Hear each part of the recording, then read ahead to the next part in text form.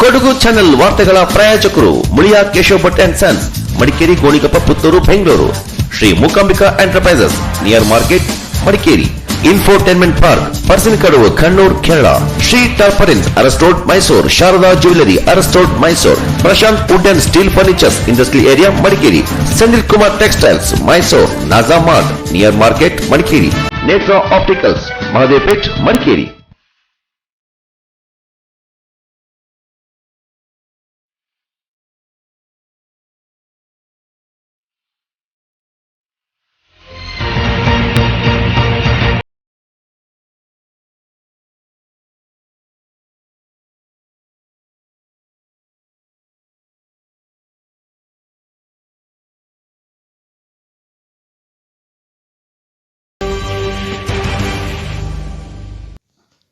ಕೊಡಗು ಜಿಲ್ಲಾ ಕಾಂಗ್ರೆಸ್ ಸಮಿತಿ ವತಿಯಿಂದ ಮಾಜಿ ಪ್ರಧಾನಿ ಇಂದಿರಾ ಗಾಂಧಿ ಅವರ 103ನೇ ಜನ್ಮದಿನವನ್ನು ಸರಳ ರೀತಿಯಲ್ಲಿ ಆಚರಣೆ ಮಾಡಲಾಯಿತು.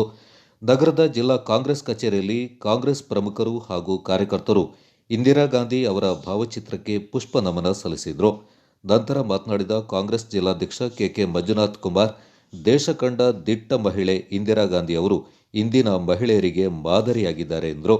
ಬಾಲ್ಯದಿಂದಲೇ ಸಮಾಜ ಸೇವೆ ಹಾಗೂ ರಾಜಕೀಯ ಚಟುವಟಿಕೆಯಲ್ಲಿ ತೊಡಗಿಸಿಕೊಂಡು ಯಶಸ್ಸನ್ನು ಸಾಧಿಸುವ ಮೂಲಕ ದೇಶವನ್ನ ಆಳುವ ಪ್ರಧಾನಿ ಪಟ್ಟಕ್ಕೇರಿದ್ರು. ಇಂದಿನ ಮಹಿಳಾ ರಾಜಕಾರಣಿಗಳಿಗೆ ಸ್ಫೂರ್ತಿಯಾಗಿರುವ ಇಂದಿರಾ ಅವರ ದೇಶ ಸೇವೆ ಇಂದಿಗೂ ಅವಿಸ್ಮರಣೀಯವೆಂದರು. ಜಿಲ್ಲಾ ಪ್ರಧಾನ ಕಾರ್ಯದರ್ಶಿ ವಿಪಿ ಸುರೇಶ್ ಸ್ವಾಗತಿಸಿ, ಸಾಮಾಜಿಕ ಜಾಲತಾಣದ ಅಧ್ಯಕ್ಷ ಹೊಸೂರು ಸೂರಜ್ ಕಾರ್ಯಕ್ರಮದಲ್ಲಿ ಪಾಲ್ಗೊಂಡಿದ್ದರು. ನಮಗೆ ಮಾಹಿತಿ ಇದೆ ಮತ್ತು ಇವರ ತಂದೆ ಈ ದೇಶದ ಪ್ರಪ್ರಥಮ ಪ್ರಧಾನಮಂತ್ರಿ ಪಂಡಿತ್ ಜವಾಹರ್ಲಾಲ್ ನೆಹರು ಮತ್ತು ಇವರ ಇಡೀ ಕುಟುಂಬ ಸ್ವಾತಂತ್ರ್ಯಕ್ಕಾಗಿ ಹೋರಾಟವನ್ನು ಮಾಡಿದಂಥವ್ರು, ಈ ದೇಶಕ್ಕಾಗಿ ದುಡಿದಂಥವ್ರು, ಈ ದೆಹಶವನ್ನು ಉನ್ನತ ಸ್ಥಾನಕ್ಕೆ ತಂದಂಥವ್ರು. ಇವರು ಕೂಡ ಇತಿಹಾಸದಲ್ಲಿ ಪದವಿಗಳನ್ನೆಲ್ಲ ಮಾಡಿ ಆಕ್ಸ್ಫರ್ಡ್ ಯೂನಿವರ್ಸಿಟಿಯಲ್ಲಿ ಓದಿ ದೆಹಲಿಯ ಹಲವಾರು ಶ್ರೀಮಂತ ಕುಟುಂಬ ಆದರೂ ಕೂಡ ಅವರ ಜ್ಞಾನದಲ್ಲೂ ಕೂಡ ಬುದ್ಧಿವಂತಿಕೆಯಲ್ಲೂ ಕೂಡ ವ್ಯಾಸಂಗದಲ್ಲೂ ಕೂಡ ಉನ್ನತ ಶ್ರೇಣಿಯಲ್ಲಿ ಇವರು ತಮ್ಮ ಬಾಲ್ಯವನ್ನು ಕಳೆದಂಥವ್ರು. ಇವರ ಮಕ್ಕಳ ಬಗ್ಗೆ ನಾವು ಮಾತನಾಡಬೇಕಾಗಿಲ್ಲ, ನಮಗೆಲ್ಲರಿಗೂ ಗೊತ್ತಿದೆ. ರಾಜೀವ್ ಗಾಂಧಿಯವರು ಇವರ ಒಬ್ಬ ಮಗ, ಇನ್ನೊಬ್ಬ ಮಗ ಸಂಜಯ್ ಗಾಂಧಿಯವರು. ಈಗ ಸಂಜಯ್ ಗಾಂಧಿಯವರ ಪತ್ನಿ ಇವತ್ತು ಮೇನಕಾ ಗಾಂಧಿಯವರು ಕೂಡ ಒಂದು ರಾಜಕೀಯ ಪಕ್ಷದಲ್ಲಿ ಅವರು ಕೂಡ MP ಆಗಿ ಇವತ್ತು ಈ ದೇಶದಲ್ಲಿ ಸಚಿವರಾಗಿರುವಂಥದ್ದು ನಮಗೆಲ್ಲ ಗೊತ್ತಿದೆ. ಮತ್ತು ಇಡೀ ಈ ದೇಶದಲ್ಲಿ ಏನಾದರೂ ಇಡೀ ಕುಟುಂಬ ಈ ದೇಶಕ್ಕಾಗಿ ದುಡಿದು ದೇಶಕ್ಕಾಗಿ ಅವರು ಸೇವೆಯನ್ನು ಮಾಡಿ ತಮ್ಮನ್ನು ಅರ್ಪಿಸ್ಕೊಂಡಿದ್ದಾರೆ ಅಂತ ಹೇಳಿದ್ರೆ ಅದು ಗಾಂಧಿ ಕುಟುಂಬ ಅನ್ನುವಂಥದ್ದನ್ನು ನಾವು ನೆನಪಿಸ್ಕೊಳ್ಬೇಕಾಗ್ತದೆ.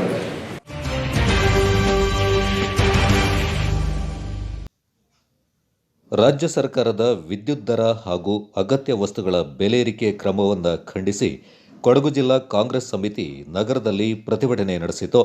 ನಗರದ ಇಂದಿರಾ ಗಾಂಧಿ ವೃತ್ತದಲ್ಲಿ ಜಮಾಯಿಸಿದ ಕಾಂಗ್ರೆಸ್ ಪ್ರಮುಖರು ಹಾಗೂ ಕಾರ್ಯಕರ್ತರು ರಾಜ್ಯ ಸರ್ಕಾರದ ವಿರುದ್ಧ ಘೋಷಣೆಗಳನ್ನು ಕೂಗಿ ಅಸಮಾಧಾನ ವ್ಯಕ್ತಪಡಿಸಿದರು.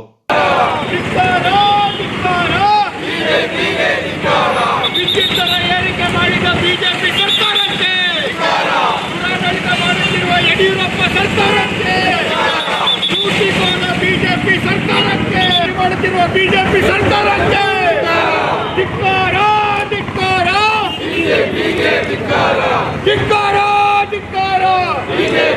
ಧಿಕ್ಕಾರ, ಸರ್ಕಾರಕ್ಕೆ ವಿದ್ಯುತ್ ದರ ಏರಿಸುತ್ತಿರುವ ಬಿಜೆಪಿ ಸರ್ಕಾರಕ್ಕೆ. ಈ ಸಂದರ್ಭ ಮಾತನಾಡಿದ ಕಾಂಗ್ರೆಸ್ ಜಿಲ್ಲಾಧ್ಯಕ್ಷ ಕೆಕೆ ಮಂಜುನಾಥ್ ಕುಮಾರ್, ಕೋವಿಡ್ನಿಂದಾಗಿ ಜನರು ಆರ್ಥಿಕ ಸಂಕಷ್ಟವನ್ನು ಎದುರಿಸ್ತಾ ಇರುವಾಗಲೇ ಅಗತ್ಯ ವಸ್ತುಗಳ ಬೆಲೆ ಏರಿಕೆ ಮಾಡಿರುವ ರಾಜ್ಯ ಸರ್ಕಾರ ಜನರನ್ನ ಸಂದಿಗ್ಧ ಪರಿಸ್ಥಿತಿಗೆ ತಳ್ಳಿದೆ ಅಂತ ಟೀಕಿಸಿದರು. ಬಿಜೆಪಿ ಕುತಂತ್ರ ರಾಜಕಾರಣದ ಮೂಲಕ ಚುನಾವಣೆಗಳಲ್ಲಿ ಗೆಲುವು ಸಾಧಿಸಲು ಹವಣಿಸ್ತಾ ಇದೆ ಹೊರತು ಜನಪರ ಕಾಳಜಿಯನ್ನ ಹೊಂದಿಲ್ಲ. ಸಂಕಷ್ಟದ ಪರಿಸ್ಥಿತಿಯಲ್ಲಿರುವ ಜನರ ಸಮಸ್ಯೆಗಳಿಗೆ ಸ್ಪಂದಿಸದೆ ನಿರ್ಲಕ್ಷ್ಯ ಮನೋಭಾವನೆಯನ್ನ ತೋರಿದೆ ಅಂತ ಆರೋಪಿಸಿದರು. ಜನ ವಿರೋಧಿ ನೀತಿಗಳ ವಿರುದ್ಧವಾಗಿ ಇರುವಂಥ ಸರ್ಕಾರಗಳನ್ನು ಖಂಡಿಸಿ ಒಂದು ಪ್ರತಿಭಟನೆಯನ್ನು ನಾವು ಮಾಡ್ತಾ ಇದ್ದೇವೆ. ರಾಜ್ಯ ಸರ್ಕಾರ ದಿಢೀರನೆ ವಿದ್ಯುತ್ ಬೆಲೆಯನ್ನು 1 ಯೂನಿಟ್ಗೆ 40 ಪೈಸೆಗಳನ್ನು ಏರಿಕೆ ಮಾಡಿದೆ. ಸುಮಾರು 9-10 ತಿಂಗಳುಗಳಿಂದ ಈ ರಾಜ್ಯ ಮತ್ತು ದೇಶ ಈ ಒಂದು ಕೊರೋನಾ ಮಾರಕ ಕಾಯಿಲೆಯ ವಿಚಾರವಾಗಿ ತತ್ತರಿಸಿ ಹೋಗಿದ್ದಾರೆ. ಜನರಿಗೆ, ಯುವಕ ಯುವತಿಯರಿಗೆ ತೀವ್ರವಾದಂಥ ಉದ್ಯೋಗದ ಕೊರತೆ ಆರಂಭ ಆಗಿದೆ. ಆರ್ಥಿಕ ಪರಿಸ್ಥಿತಿ ಸಂಪೂರ್ಣವಾಗಿ ಹದಗೆಟ್ಟಿದೆ. ಇವತ್ತು ಜನರು ತಮ್ಮ ಪ್ರಾಣವನ್ನು ಉಳಿಸಿಕೊಳ್ಳುವಂಥ ಒಂದು ಪ್ರಯತ್ನದಲ್ಲಿ, ಹಪಾಹಪಿಯಲ್ಲಿ, ಸಂಕಷ್ಟದಲ್ಲಿ ಇದ್ದಾರೆ.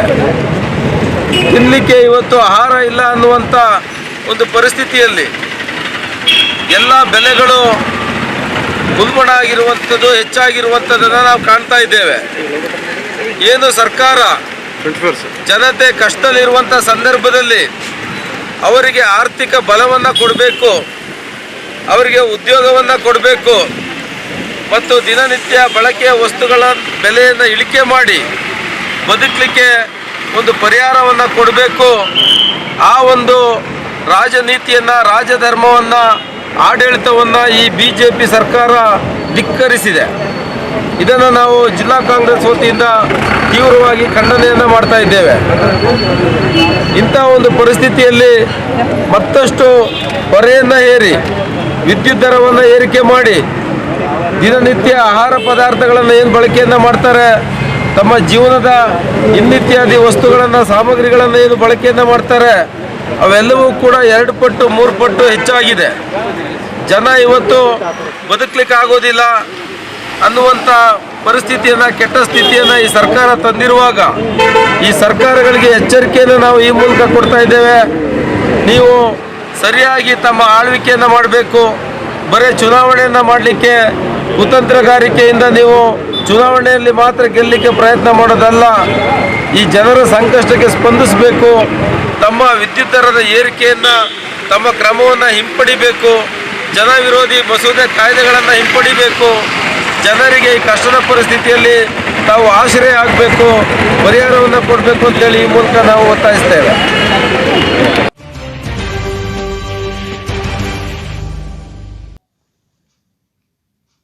ವಿರಾಜಪೇಟೆ ಸರ್ಕಾರಿ ಆಸ್ಪತ್ರೆಯಲ್ಲಿ ಸುಮಾರು 50 ಲಕ್ಷ ರೂಪಾಯಿ ವೆಚ್ಚದಲ್ಲಿ ಆಮ್ಲಜನಕ ಘಟಕವೊಂದ ಗುರುವಾರ ವಿರಾಜಪೇಟೆ ಶಾಸಕ ಕೆಜಿ ಬೋಪಯ್ಯ ಉದ್ಘಾಟಿಸಿದರು.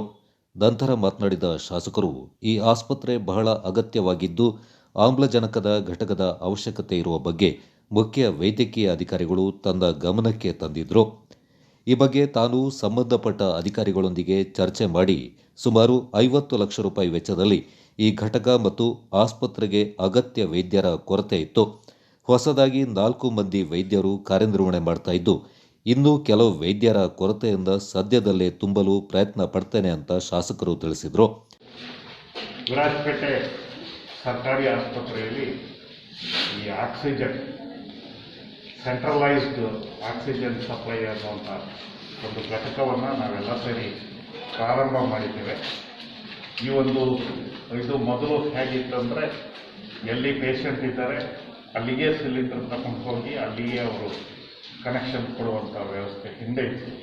ಆದರೆ ಈಗ ಅದು ಎಲ್ಲವನ್ನೂ ಒಂದು ಕಡೆ ಕೇಂದ್ರೀಕೃತ ಮಾಡಿ ಎಲ್ಲ ವಾರ್ಡ್ಗಳಿಗೆ ಅವಶ್ಯಕತೆ ಕೊಟ್ಟು 50 ಕನೆಕ್ಷನ್ಸ್ ಮುಖಾಂತರ ಅಲ್ಲಲ್ಲಿ ಅವರಿಗೆ ಆಕ್ಸಿಜನ್ ಕೊಡುವಂಥ, ಅದರ ಜೊತೆಗೆ ಸೆಕ್ಷನ್ ಕೂಡ ಏನಾದರೂ ಲಾಭರಸ ದ್ರವ ಏನಾದರೂ ಸಿಕ್ಕೊಂಡಿದ್ರೆ ಅದನ್ನ ಸೆಕ್ಷನ್ ಮಾಡುವಂಥದ್ದು, ಅದನ್ನು ಕೂಡ ಒಂದು ನೂತನವಾಗಿ ಮಾಡಿದೆ. ಒಂದೇ ಒಂದು ಸಿಲಿಂಡರ್ಗಳು ಮಾತ್ರ ಖಾಲಿಯಾದಾಗೆ ತರಿಸ್ಕೊಳ್ಬೇಕಾಗುತ್ತೆ. ಸಿಲಿಂಡರ್ ಸದ್ಯಕ್ಕೆ 25 ಸಿಲಿಂಡರ್ಗಳು ಇದೆ. ಈ ಕೋವಿಡ್ ಇದು ಪ್ರಾರಂಭ ಆದಾಗ ಇದರ ಅವಶ್ಯಕತೆ ಭಾಳ ಇತ್ತು. ಈಗ ಸದ್ಯಕ್ಕೆ ವಿರಾಜಪೇಟೆಯಲ್ಲಿ ಯಾವುದೇ ಕೋವಿಡ್ ಪೀಡಿತ ಪೇಷಂಟ್ಗಳು ಇಲ್ಲದೇ ಇರುವುದರಿಂದ ಇದನ್ನು ಬೇರೆ ಜನಸಾಮಾನ್ಯರಿಗೆ ಬೇರೆ ಬೇರೆ ಡಿಸೀಸ್ ಏನಿದೆ ಅದಕ್ಕೆ ರೋಗಿಗಳಿಗೆಲ್ಲ ಉಪಯೋಗಿಸಲು ಕೂಡ ವ್ಯವಸ್ಥೆಗಳಿದೆ. ಇದರ ಸದುಪಯೋಗ ಎಲ್ಲರಿಗೂ ಆಗಲಿ ಅಂತ ಮಾತ್ರ ಈ ಸಂದರ್ಭದಲ್ಲಿ ವಿನಂತಿಯನ್ನು ಮಾಡ್ತೇನೆ. ಹಾಗೆ ವಿರಾಜಪೇಟೆ ಆಸ್ಪತ್ರೆಗೆ ಮುಂದಿನ ದಿನಗಳಲ್ಲಿ ಎಲ್ಲ ರೀತಿಯ ಸೌಲಭ್ಯಗಳು ಹಂತವಾಗಿ ಬರುತ್ತದೆ. ಈಗಾಗಲೇ 4 ಜನ ವೈದ್ಯರು ಬಂದು ಇಲ್ಲಿ ಡ್ಯೂಟಿಗೆ ರಿಪೋರ್ಟ್ ಮಾಡಿಕೊಂಡಿದ್ದಾರೆ. ವೈದ್ಯರ ಕೊರತೆಯು ಹೆಚ್ಚು ಕಮ್ಮಿ ಇಲ್ಲಿ ಇಲ್ಲ ಅಂತ ಹೇಳೋದು ಒಂದೇ ಒಬ್ಬರು ಅನಸ್ತಿಯಾ ಡಾಕ್ಟರ್ ಇರಬೇಕಾಗಿತ್ತು, ಅವರೊಬ್ಬರು ಬಿಟ್ಟರೆ ಉಳಿದ ಎಲ್ಲ ವೈದ್ಯರು ಇವತ್ತು ಇದ್ದಾರೆ. ಹಾಗಾಗಿ ಒಂದು ರೀತಿಯ ಸೌಲಭ್ಯಕ್ಕೆ ಅಲ್ಲಿ ಕೊರತೆ ಆಗಿದೆ. ಹಾಗೆ ಏನು ನಮ್ಮ ಪ್ರಧಾನಮಂತ್ರಿಗಳ ಜನೌಷಧಿ ಕೇಂದ್ರ ಏನು ಎಲ್ಲ ಆಸ್ಪತ್ರೆಯಲ್ಲಿ ಇರಬೇಕು ಅಂತಿತ್ತು, ಅದು ಕೂಡ ಇವತ್ತು ಇಲ್ಲಿ ಒಂದು ಬ್ರ್ಯಾಂಚನ್ನು ಓಪನ್ ಮಾಡಿದೆ. ಅತಿ ಕಡಿಮೆ ದರ ₹100 ಟ್ಯಾಬ್ಲೆಟ್ ₹10 ಸಿಗುವಂಥ ವ್ಯವಸ್ಥೆಯು ಕೂಡ ಈ ಆಸ್ಪತ್ರೆ ಆವರಣದೊಳಗೆ ಇದೆ. ಇದರ ಎಲ್ಲ ಸದುಪಯೋಗವನ್ನು ಜನರು ಪಡ್ಕೊಳ್ಬೇಕು ಮತ್ತು ಜನರಿಗೆ ಹೆಚ್ಚು ಅನುಕೂಲ ಆಗಲಿ ಅಂತ ಮಾತ್ರ ಈ ಕೃತಕ ಉಸಿರಾಟ ವೆಂಟಿಲೇಟರ್ಸ್ ಅದು ಕೂಡ ಇವತ್ತು ಕೇಂದ್ರ ಸರ್ಕಾರದಿಂದ 5 ಈ ಆಸ್ಪತ್ರೆಗೆ ಬಂದಿದೆ. ಹಾಗಾಗಿ ಎಲ್ಲ ಚಿಕಿತ್ಸೆಯು ಈ ಆಸ್ಪತ್ರೆಯಲ್ಲಿ ಲಭ್ಯ ಆಗಿದೆ.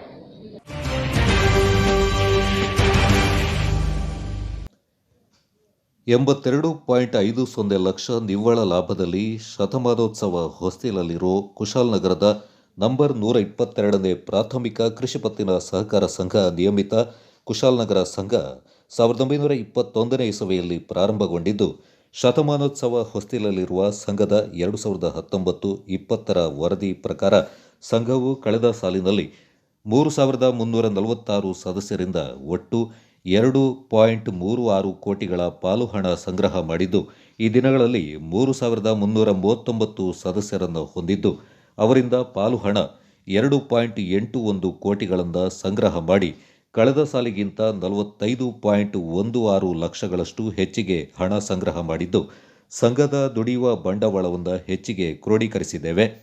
ಸಂಘವು ವಿವಿಧ ರೀತಿಯ ಠೇವಣಿಗಳಿಂದ ಸಂಗ್ರಹ ಮಾಡ್ತಾ ಇದ್ದು, ಮಾರ್ಚ್ 2020ರ ಅಂತ್ಯಕ್ಕೆ ಒಟ್ಟು 35.04 ಕೋಟಿಗಳಷ್ಟು ಠೇವಣಿಯನ್ನು ಸ್ವೀಕಾರ ಮಾಡಿದ್ದು, ಇದು ಕಳೆದ ಸಾಲಿಗಿಂತ 4.78 ಕೋಟಿಗಳಷ್ಟು ಹೆಚ್ಚಿಗೆ ಠೇವಣಿಯನ್ನು ಸಂಗ್ರಹ ಮಾಡಿ ಪ್ರಗತಿ ಸಾಧಿಸಿ ಸಂಘದ ದುಡಿಯುವ ಬಂಡವಾಳ ಒಟ್ಟು 39.08 ಕೋಟಿಗಳಿಂದ 44.79 ಕೋಟಿಗಳಿಗೆ ಹೆಚ್ಚಳವಾಗಿದೆ.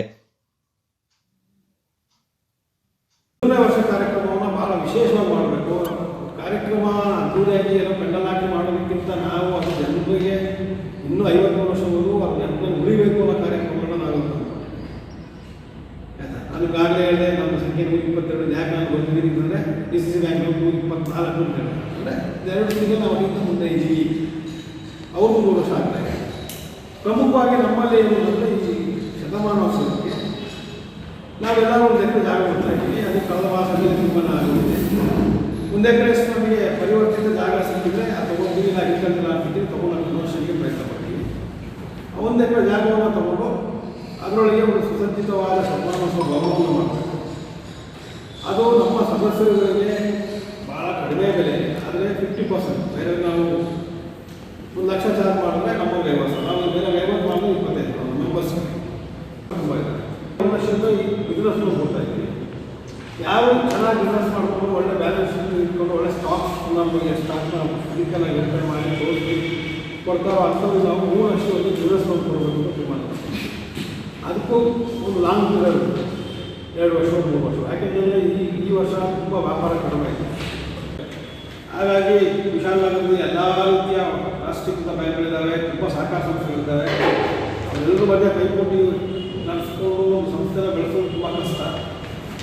ಹಾಗೆಯೂ ಸಹ ನಮ್ಮ ವ್ಯವಹಾರವನ್ನು ಇನ್ನೂ ಹೆಚ್ಚಿಗೆ ಮಾಡಿಕೊಳ್ಳಲಿಕ್ಕೆ ಬೇರೆ ಬೇರೆ ರೀತಿಯ ಸಾಲ ಯೋಜನೆಗಳನ್ನ ಪ್ರಾರಂಭ ಮಾಡ್ತಾ ಇದ್ದೀವಿ.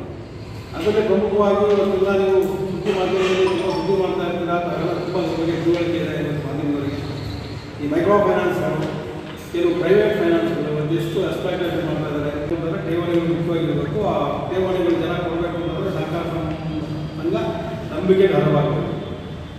ಅದರಲ್ಲಿ ನಾವು ಈ ವರ್ಷಕ್ಕೆ ನಾವು ಈ ವರ್ಷ ಅಂದರೆ 33/2020 35 ಕೋಟಿಯಷ್ಟು ಬೇರೆ ಬೇರೆ ರೀತಿಯ ಠೇವಣಿಗಳನ್ನ ನಾವು ಸಂಗ್ರಹ ಮಾಡ್ತೀವಿ.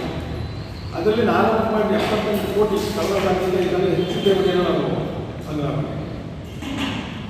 30 ಲಕ್ಷ ಲಾಭ ಆ ಲಾಭದಲ್ಲಿ ಏನಾಗುತ್ತೆ ಅಂತಂದರೆ ಸರ್ಕಾರ ಇತ್ತೀಚಿನ ಒಂದು ಇರ್ಬೋದು, ಆದಾಯ ತೆರಿಗೆ ಇಲಾಖೆಗಳು ಇರ್ಬೋದು.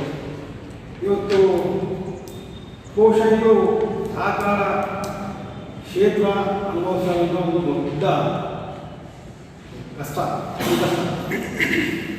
ಇದು ಹಂತ ಹಂತವಾಗಿ ಎಲ್ಲ ಸಂಸ್ಥೆಗಳು ಗೊತ್ತಾಗಿ ಇನ್ಕಮ್ ಟ್ಯಾಕ್ಸ್ ನೋಟಿಸ್ ಮಾಡ್ತಾ ಇದ್ದಾರೆ. ನಮ್ಮ ಕಳೆದ 2 ಸಾಲಿನಲ್ಲಿ ನೀವು 1 ಕೋಟಿ ಲಾಭ ಮಾಡಿದ್ರೆ ನೀವು 30 ಲಕ್ಷ ರೂಪಾಯಿ ಕಟ್ಟಬೇಕು ಅಂತ ನಮ್ಗೆ ಅಸೆಸ್ಮೆಂಟ್ ಮಾಡಿ ಆರ್ಡರ್ ಮಾಡಿ ಕಳಿಸ್ತಾರೆ. ಇವತ್ತು ಯಾವ ಪರಿಸ್ಥಿತಿ ಕಳೆದಾರೆ ಅಂತಂದರೆ ಇನ್ಫೋಸಿಸ್ ಅವರು ಇನ್ಕಮ್ ಟ್ಯಾಕ್ಸ್ ಕೊಡ್ತಾರೆ, ಅದೇ ಅಷ್ಟೇ ಮಟ್ಟದ ಒಂದು ಸ್ಲ್ಯಾಬ್ ಇನ್ಕಮ್ ಟ್ಯಾಕ್ಸ್ ಕುಶಾಲನಗರ ಈ ಬಡವರಿಗೋಸ್ಕರ ಹುಡುಕ್ತಾರೆ ನಮ್ಮ ಈ ಸಂಸ್ಥೆಗಳು.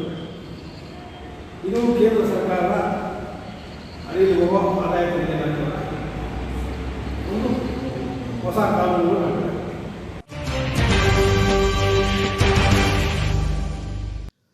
ಹಾಸನ ಜಿಲ್ಲಾ ಕಾಂಗ್ರೆಸ್ ಮಹಿಳಾ ಘಟಕದಿಂದ ವಿಧಾನ ಪರಿಷತ್ ಸದಸ್ಯೆ ವೀಣಾ ಅಚ್ಚಯ್ಯ ಅವರಿಗೆ ಹೃದಯ ಸ್ಪರ್ಶಿ ಸನ್ಮಾನ ಮಾಡಲಾಯಿತು. ಹಾಸನ ಜಿಲ್ಲಾ ಕಾಂಗ್ರೆಸ್ ಮತ್ತು ಜಿಲ್ಲಾ ಮಹಿಳಾ ಕಾಂಗ್ರೆಸ್ ಏರ್ಪಡಿಸಿದ್ದ ಮಾಜಿ ಪ್ರಧಾನಿ ಇಂದಿರಾ ಗಾಂಧಿ ಅವರ 103ನೇ ಜನ್ಮ ದಿನಾಚರಣೆ ಕಾರ್ಯಕ್ರಮದಲ್ಲಿ ಮಹಿಳಾ ಕಾಂಗ್ರೆಸ್ ರಾಜ್ಯಾಧ್ಯಕ್ಷೆ ಡಾಕ್ಟರ್ ಪುಷ್ಪಾ ಅಮರನಾಥ್, ಜಿಲ್ಲಾ ಮಹಿಳಾ ಕಾಂಗ್ರೆಸ್ ಪದಾಧಿಕಾರಿಗಳು ಶಾಲು ಹೊದಿಸಿ ಮೈಸೂರು ಪೇಟ ತೊಡಿಸಿ ವೀಣಾ ಅಚ್ಚಯ್ಯ ಅವರನ್ನ ಭಾವಪೂರ್ಣವಾಗಿ ಸನ್ಮಾನಿಸಿದರು.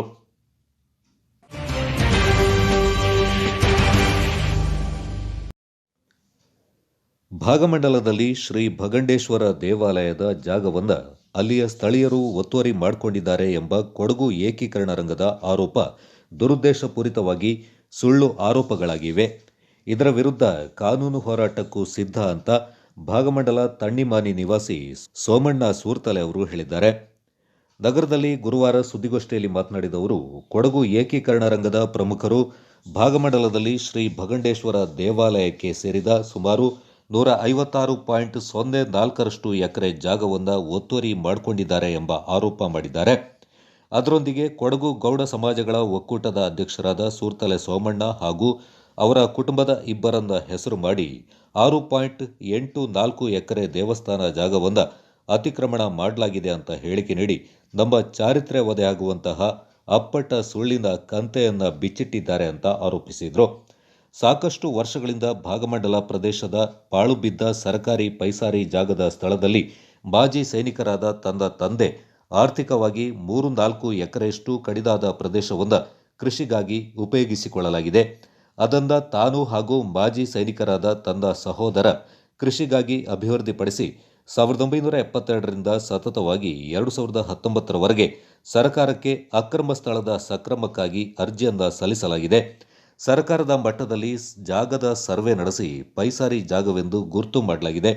ಆದರೆ ಕೊಡಗು ಏಕೀಕರಣ ರಂಗ ದೇವಸ್ಥಾನ ಜಾಗಗಳ ಅತಿಕ್ರಮಣ ತೆರವಿಗೆ ಒತ್ತಾಯಿಸಿರುವ ಸ್ಥಳಕ್ಕೂ ತನ್ನ ಸ್ವಾಧೀನದ ಸ್ಥಳಕ್ಕೂ ಸಂಬಂಧ ಇಲ್ಲ. ಏಕೀಕರಣ ರಂಗದ ಪ್ರಮುಖರ ಹೇಳಿಕೆ ಸಮಾಜದಲ್ಲಿ ತನ್ನ ಚಾರಿತ್ರ್ಯ ವಧೆಗೆ ಮಾಡಲಾದ ಹುನ್ನಾರ ಅಂತ ಸ್ಪಷ್ಟಪಡಿಸಿದರು. ಒಂದು ಗೌರವಿತ ಸ್ಥಾನದಲ್ಲಿರುವುದರಿಂದ ನಾನು ಸಮಾಜಕ್ಕೆ ನೈಜತೆಯನ್ನು ಹೇಳಬೇಕು ಅಂತಿರುವ ಉದ್ದೇಶದಿಂದ ಇವತ್ತು ನಾನು ಪತ್ರಿಕಾಗೋಷ್ಠಿಯನ್ನು ಕರೆದಿದ್ದೆ. ಕೊಡಗು ಏಕೀಕರಣ ರಂಗದವರು ಭಗಂಡೇಶ್ವರ ದೇವಸ್ಥಾನದ ಸುಮಾರು 156.04 ಎಕರೆಯಷ್ಟು ದೇವಸ್ಥಾನದ ಜಾಗವನ್ನು ನಿದ್ದೆಮನೆ ಕುಟುಂಬಸ್ಥರ ಹಲವರ ಹೆಸರಿಸಿ ಒಂದೆರಡು ಬ್ರಾಹ್ಮಣ ಕುಟುಂಬದ ಪ್ರಮುಖರ ಹೆಸರನ್ನು ಹೇಳಿ, ತದನಂತರ ನನ್ನ ಕುಟುಂಬದ ತಣ್ಣಿಮಾನಿ ಗ್ರಾಮಸ್ಥರಾದ ನನ್ನ ಕುಟುಂಬದ ನಾನು ಹಾಗೂ ನನ್ನ 2 ಕುಟುಂಬದ ಸದಸ್ಯರು ಸುಮಾರು 6 ಎಕರೆಯಷ್ಟು ಜಾಗವನ್ನು ಅದರಲ್ಲಿ ಆಕ್ರಮಿಸಿಕೊಂಡಿದ್ದೀವಿ ಅಂತ ಹೇಳುವಂತಹ ಒಂದು ಹೇಳಿಕೆಯನ್ನು, ಸುಳ್ಳಿನ ಕಂತೆಯನ್ನು ಬಿಚ್ಚಿದ್ದಾರೆ. ನೈಜತೆ ಅಂದರೆ ಭಾಗಮಂಡಲ ದೇವಸ್ಥಾನಕ್ಕೆ ಸಂಬಂಧಪಟ್ಟಂತಹ ಭಗಂಡೇಶ್ವರ ದೇವಸ್ಥಾನದ ಜಾಗದ ಪೂರ್ಣ ವಿವರವನ್ನು ನಾನು ಕೊಡಲಿಕ್ಕೆ ಇಚ್ಛೆ ಪಡೋದಿಲ್ಲ, ಯಾಕಂದರೆ ನಾನು ಅದರ ಬಗ್ಗೆ ಜ್ಞಾನಿಯೂ ಅಲ್ಲ. ಭಾಗಮಂಡಲ ಜಾಗದಿಂದ ದೇವಸ್ಥಾನಗಳ ಜಾಗ ಅಂತೇಳಿ ಯಾವುದನ್ನು ಇವರು ಹೇಳುತ್ತಾರೆ, ಅದರಿಂದ ಅನತಿ ದೂರದಲ್ಲಿ ತಣ್ಣಿಮಾನಿ ಹಾಗೂ ಭಾಗಮಂಡಲ ಗ್ರಾಮದಲ್ಲಿ ಅಂದು ಸುಮಾರು 1970-71ರ ಇಸ್ವಿಯಲ್ಲಿ ನನ್ನ ತಂದೆ ನಿವೃತ್ತ ಸೈನಿಕ, ಅವರು ಮಾಜಿ ಯೋಧರು, ಅವರು ನಾವು ಅತ್ಯಂತ ಗರೀಬತನದಲ್ಲಿ ಇದ್ದಂತಹ ಸಂದರ್ಭದಲ್ಲಿ 3-4 ಎಕರೆಯಷ್ಟು ಪೈಸಾರಿ ಜಾಗವನ್ನು ಗುರುತಿಸಿ ಅದರಲ್ಲಿ ಚಿಕ್ಕ ಪುಟ್ಟ ಕೃಷಿಯನ್ನು ಅಂದು ತಂದೆ ಮಾಡಿಕೊಂಡು ಬಂದಿದ್ದರು. ತದನಂತರ ಮಾಜಿ ಯೋಧನಾದ ನನ್ನ ಅಣ್ಣ ನಿವೃತ್ತನಾದ ನಂತರ ನಾನು ನನ್ನ ಅಣ್ಣನು ಆ ಜಾಗವನ್ನು ತಂದೆಗೆ ವಯಸ್ಸಾದ ನಂತರ ಆ ಜಾಗವನ್ನು ಅಭಿವೃದ್ಧಿಪಡಿಸಿದ್ದೀವಿ.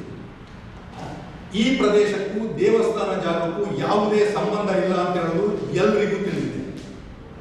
ಎಲ್ಲ ಕೊಡಗಿನ ಸಾಮಾನ್ಯವಾಗಿ ಎಲ್ಲರೂ ಯಾವ ರೀತಿಯಲ್ಲಿ ಪೈಸಾರಿ ಜಾಗಗಳನ್ನು ಮಾಡಿ ಅಕ್ರಮ ಸಕ್ರಮಕ್ಕಾಗಿ ಅರ್ಜಿಗಳನ್ನ ಗುಜರಾಯಿಸ್ತಾ ಇದ್ದಾರೋ ಅದೇ ರೀತಿಯಲ್ಲಿ ನಾವು ಕುಟುಂಬಸ್ಥರು, ನಾನು ಹಾಗೂ ನನ್ನ ಸಹೋದರ 1972ರಿಂದ ಸತತವಾಗಿ 1919ರವರೆಗೆ 2019ರವರೆಗೆ ನಾವು ಅಕ್ರಮ ಸಕ್ರಮಕ್ಕಾಗಿ ಪ್ರಾಧಿಕಾರಗಳು ಸರಕಾರ ಕೇಳಿದ ಎಲ್ಲ ನಮೂನೆಗಳಲ್ಲಿ ಅರ್ಜಿಯನ್ನು ಗುಜರಾಯಿಸಿ ಅದರ ಸಕ್ರಮಕ್ಕಾಗಿ ಪ್ರಯತ್ನ ಪಟ್ಟಿದ್ದೀವಿ.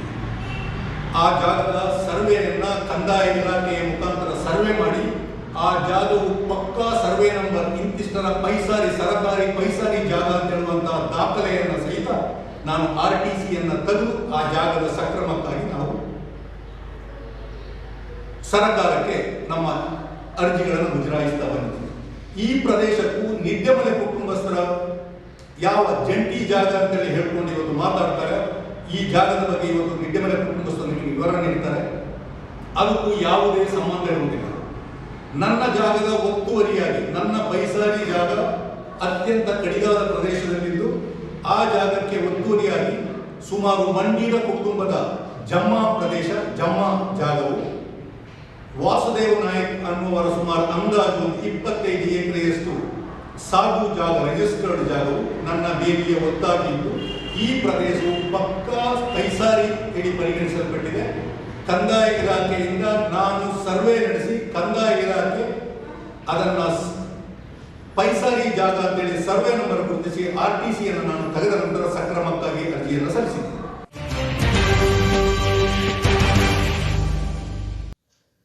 ಜಿಲ್ಲಾಧಿಕಾರಿ ಆನಿಸ್ ಕಣ್ಮಣಿ ಜಾಯ್ ಅವರು ಕುಶಾಲನಗರದ ಕೂಡ್ಲೂರುವಿನ ಕೈಗಾರಿಕಾ ಬಡಾವಣೆಗೆ ಗುರುವಾರ ಭೇಟಿ ನೀಡಿ ಕರ್ನಾಟಕ ಕೈಗಾರಿಕಾ ಪ್ರದೇಶ ಅಭಿವೃದ್ಧಿ ಮಂಡಳಿ ವತಿಯಿಂದ 9.50 ಕೋಟಿ ರೂಪಾಯಿ ವೆಚ್ಚದಲ್ಲಿ ಕೈಗೆತ್ತಿಕೊಂಡಿರುವ ಕುಶಾಲನಗರ ಕೈಗಾರಿಕಾ ಪ್ರದೇಶ ಅಭಿವೃದ್ಧಿ ಕಾಮಗಾರಿಯಿಂದ ಪರಿಶೀಲಿಸಿದರು.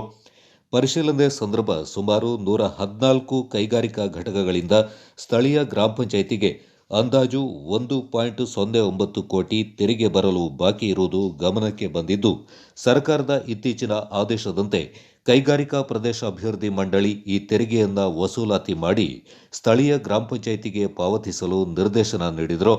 ಜಿಲ್ಲಾಧಿಕಾರಿ ಆನಿಸ್ ಕಣ್ಮಣಿ ಜಾಯ್ ಅವರು ಬುಧವಾರ ಮಡಿಕೇರಿ ತಾಲೂಕು ದಾಪಕ್ಲು ಹೋಬಳಿಯ ಕಂದಾಯ ಪರಿವೀಕ್ಷಕರ ಕಚೇರಿಗೆ ಭೇಟಿ ನೀಡಿ ಪರಿಶೀಲಿಸಿದರು. ತಪಾಸಣೆ ಸಂದರ್ಭ ಮಡಿಕೇರಿ ತಾಲೂಕು ತಹಶೀಲ್ದಾರ್ ಮಹೇಶ್ ಮತ್ತು ಸಂಬಂಧಪಟ್ಟ ಕಂದಾಯ ಅಧಿಕಾರಿಗಳು ಹಾಜರಿದ್ದರು.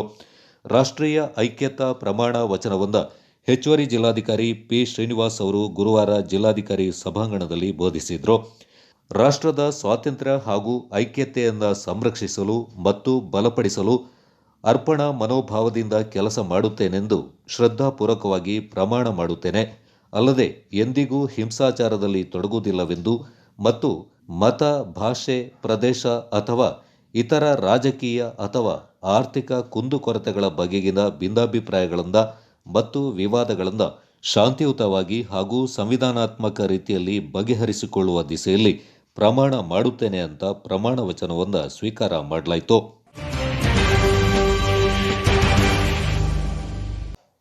ರಾಜ್ಯದ ಜನತೆಯಿಂದ ಕಂಗೆಡಿಸಿರುವ ವಿದ್ಯುತ್ ಬೆಲೆ ಏರಿಕೆ ಆದೇಶವನ್ನು ತಕ್ಷಣವೇ ವಾಪಸ್ ಪಡೆಯಲು ಸರ್ಕಾರಕ್ಕೆ ನಿರ್ದೇಶನ ನೀಡಲು ಒತ್ತಾಯಿಸಿ ಕೊಡಗು ಜಿಲ್ಲಾ ಕಾಂಗ್ರೆಸ್ ಸಮಿತಿ ಮನವಿಯನ್ನು ಘನತೆವೆತ್ತ ಕರ್ನಾಟಕ ರಾಜ್ಯಪಾಲರಿಗೆ ಸಲ್ಲಿಸಿದೆ. ಕೊಡಗು ಜಿಲ್ಲಾಧಿಕಾರಿಗಳ ಮೂಲಕ ರಾಜ್ಯಪಾಲರಿಗೆ ಕೊಡಗು ಜಿಲ್ಲಾ ಕಾಂಗ್ರೆಸ್ ಅಧ್ಯಕ್ಷರಾದ ಕೆ ಮಂಜುನಾಥ್ ಕುಮಾರ್ ಬರೆದಿರುವ ಮನವಿಯನ್ನು ಕಾಂಗ್ರೆಸ್ ರಾಜೀವ್ ಗಾಂಧಿ ಪಂಚಾಯತ್ ರಾಜ್ ಸಂಘಟನೆಯ ಜಿಲ್ಲಾಧ್ಯಕ್ಷರಾದ ತೆಂದಿರ ಮೈನಾ, ಮಡಿಕೇರಿ ನಗರ ಕಾಂಗ್ರೆಸ್ ಪ್ರಧಾನ ಕಾರ್ಯದರ್ಶಿ ಪ್ರಭುರೈ, ಹಿಂದುಳಿದ ಘಟಕದ ಅಧ್ಯಕ್ಷರಾದ ಜಿಸಿ ಜಗದೀಶ್ ಮತ್ತು ಯುವ ಕಾಂಗ್ರೆಸ್ ಅಧ್ಯಕ್ಷರಾದ ಮಂಡೀರ ಸದಾ ಮುದ್ದಪ್ಪ ಅವರು ಹೆಚ್ಚುವರಿ ಜಿಲ್ಲಾಧಿಕಾರಿಗಳಿಗೆ ಸಲ್ಲಿಸಿದರು.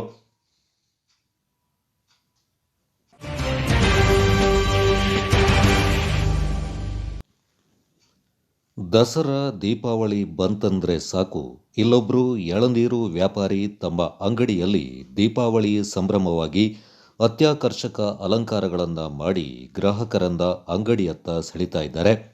ಇನ್ನು ಇವರ ಅಂಗಡಿಯಲ್ಲಿ ಎಳನೀರಿಗೆ ಎಲ್ಲಿಲ್ಲದ ಬೇಡಿಕೆ ಕೂಡ ಇದೆ. ಈ ಅಂಗಡಿಯಲ್ಲಿ ದಸರಾ ದೀಪಾವಳಿ ಸಂದರ್ಭದಲ್ಲಿ ಮನಮೋಹಕ ದೃಶ್ಯ ವೈಭವವೇ ಕಾಣಸಿಗೋದು ಇಲ್ಲಿಯ ಪ್ರಮುಖ ವಿಶೇಷವಾಗಿದೆ. ಈ ಕಾರಣದಿಂದ ಹಬ್ಬಗಳಂದು ಮನಮೋಹಕ ಸ್ತಬ್ಧ ಚಿತ್ರಗಳನ್ನು ಅಂಗಡಿಯಲ್ಲಿ ರಚನೆ ಮಾಡಿ ಜನಾಕರ್ಷಕ ಕೇಂದ್ರವನ್ನಾಗಿ ಮಾಡಿದ್ದಾರೆ. ಅಷ್ಟಕ್ಕೂ ಈ ಅಂಗಡಿ ಬೇರೆ ಯಾವುದೂ ಅಲ್ಲ, ಎಲ್ಲರಿಗೂ ಚಿರಪರಿಚಿತವೇ. ಮಡಿಕೇರಿಯ LIC ಮುಂಭಾಗದಲ್ಲಿರುವ ಕಲ್ಪವೃಕ್ಷ ಎಳನೀರು ಅಂಗಡಿ. ಇಲ್ಲಿಯ ಮಾಲೀಕ ಜಿಜಿ ಮನೋಜ್ ಅವರು ಪ್ರತಿ ವರ್ಷದಂತೆ ಈ ಬಾರಿ ಕೂಡ ದೀಪಾವಳಿಗೆ ಅಂಗಡಿಯನ್ನ ಅಲಂಕಾರ ಮಾಡಿದ್ದಾರೆ. ಅಂಗಡಿಯಲ್ಲಿ ಈ ಬಾರಿ ಚಾಮುಂಡೇಶ್ವರಿ ದೇವಿ, ಗಣೇಶ ಕಲಾಕೃತಿ, ಮಹಾದೇವಿ ಕಥಾ ಪ್ರಸಂಗ ಮೂಲಕ ದೃಶ್ಯ ವೈಭವ ಮೂಡಿಸಿದ್ದಾರೆ. ಮನೋಜ್ ಅವರಿಗೆ ಈ ಹಿಂದೆ ಅಂಗಡಿ ಅಲಂಕಾರಕ್ಕಾಗಿ ದಸರಾ ಸಮಿತಿಯಿಂದ ಪ್ರಥಮ ಬಹುಮಾನ ಕೂಡ ಲಭಿಸಿತ್ತು. ಇವರ ಈ ಶ್ರದ್ಧೆ, ಭಕ್ತಿ, ಕಲೆಗಾರಿಕೆ ಬಗೆಗಿನ ಆಸಕ್ತಿಗೆ ಗ್ರಾಹಕರಿಂದ ಮೆಚ್ಚುಗೆ ವ್ಯಕ್ತವಾಗಿದೆ.